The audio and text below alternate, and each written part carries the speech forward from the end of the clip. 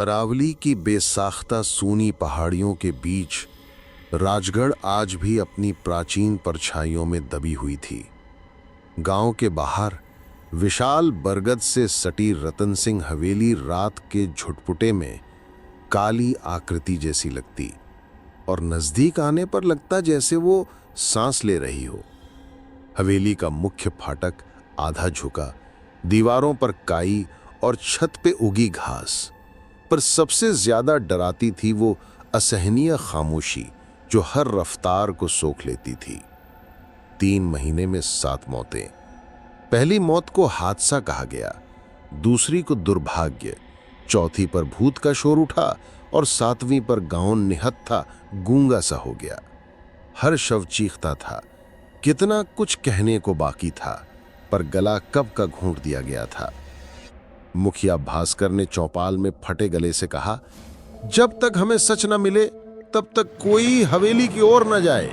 मगर लोग आंखों में वही चीखें लेकर सोते और अगली सुबह फिर हवेली से एक डरा सा जवान गायब या उसका चिथड़ा सा शव वापस।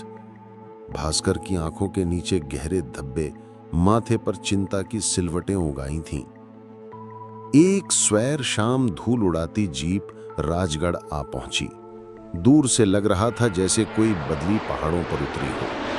जीप से उतरी डिटेक्टिव अनाया तिवारी, बटुए जैसा छोटा शहर बैग, सिमटा सा काला कोट और चमकती खूबसूरत पर चालाक आंखें।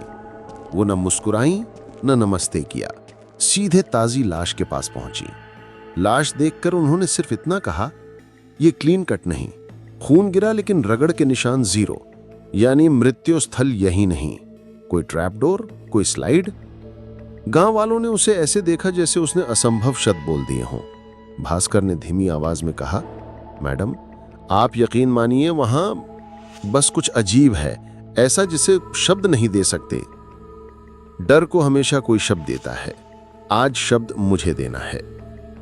रात के तीसरे पहर, जब हवा पतली, ठंडी और झींगुरों की भनभनाहट से बोझिल थी, अनाया अकेली हवेली पहुंची। दीवार के नीचे वही ढीला सा पत्थर जिससे लोग अंदर घुसते थे। उसने रस्सी से पत्थर खींचा और सुराख में सरक गई। भीतर वो रुकी, कानों में पहाड़ी हवा सिसक रही थी। चुप्पी के बीच एक सूखा खड़खड़ाहट, जैसे किसी ने पुराने पेज उल्टे हों। टॉर्च की फ्रेम में दूर एक मेजानीन था जहां से किताब के पन्ने गिर रहे थे। पहला ही कदम फिसला, सड़ी लकड़ी टूटती गई। तभी किसी ने पीछे से धक्का मारा। वो गिरी, पर गिरने के बीच उसने दीवार पकड़ ली। पर्दे की तरह झूल गया एक कंबल और नीचे कुछ भारी आकर उसे दबोचने लगा। बदबूदार कुछ उसके हाथ पांव पर लिपटता जा रहा था। टॉर्च गिर गई, पूरा दृश्य काला। उसने जेब से टैक्टिकल नाइफ निकाला। अंधेरे में 3 बार घूमकर उसने वही चीज काटी। कपड़े और गीली सुतली निकली। जब टॉर्च उठाकर रोशनी की तो समझ आया, छत से लटकी एक विशाल राक्षस की पोशाक थी, रस्सियों पर गियर व्हील से जुड़ी। कोई ऊपर से खींचकर इसे गिराता, मानो किसी पर भूत टूट पड़ा हो। सुबह होते होते गांव में फिर एक लाश। इस बार वो विनोद था, भास्कर का इकलौता बेटा। लाश हवेली के पिछवाड़े पगडंडी पर पड़ी थी, गले पर फंदे का निशान, पर नजदीक कोई रस्सी नहीं। शोक सभा में भास्कर का चेहरा इतना पीला था जैसे रंग धो गया हो। अनाया ने उसे ध्यान से देखा। दर्द सच था, पर बीच बीच में वो आंखें किसी को खोजती सी भटकी, किसी तीसरे को। शाम को शमशान से लौटकर भास्कर ने अनाया से कहा, मेरी जान में जान नहीं बची, पर मैं डर के आगे टिकने वाला नहीं। हवेली ढा दूंगा, बस अपने बेटे की चिता ठंडी हो जाए। अनाया ने सोचा, डर कभी इतनी जल्दी साहस नहीं देता। तीसरी रात हवेली के आंगन में एक बुझा लालटेन झटके से जल उठी, मानो किसी ने जानबूझकर हर पहरेदार की आंख में आग भरी हो। अनाया वहीं छुपी थी। उसने देखा 2 छाया लालटेन उठाकर तहखाने की ओर गईं। उसने पीछा किया। नीचे पतला गलियारा था और हवा नमीदार और घुटी हुई। दीवार पर डबल स्विच, एक दबाते ही तहखाने का फ्लोर 2 हिस्सों में सरक गया। नीचे धातु की सीढ़ियां जाती, जहां हल्के हरे बल्ब की रोशनी झांक रही थी। पीछे से आवाज आई, कितना चाहती हो? अनाया चौंक कर मुड़ी। भास्कर खड़ा था, लालटेन पकड़े, उसकी आंखें पथराई ओस से चमकती। चाहती हूं कि सच चीखे, अनाया बोली। सच उतना ही बोलता है जितना उसे जिंदा रखा जाए, भास्कर फुसफुसाया। अचानक छत पर जंजीर खड़की, कोई भारी चीज गिरी। भास्कर चौंका। उसी पल अनाया ने पिस्तौल तानी, हाथ ऊपर। लेकिन दूसरी तरफ से गूंजता ठहाका आया। नकाबपोश भूत रस्सियों से लटकता नीचे कूदा, हाथ में हाथ घुमाकर भास्कर की गर्दन दबोची। भास्कर चीखा, जय सिंह रुक जा, पागल हो गया है। नकाब उतरा। बाहर के गांव का खनन सुपरवाइजर जय सिंह। उसने भास्कर को झिंझोड़ते हुए कहा, खजाना बांटने को कहा था और तूने सब हड़पना चाहा। विनोद ने रुकने को कहा तो तूने उसकी। झूठ है, भास्कर की चीख घुटी। मैंने उसे नहीं मारा, कसम। अनाया ने बीच में गोली चलाई।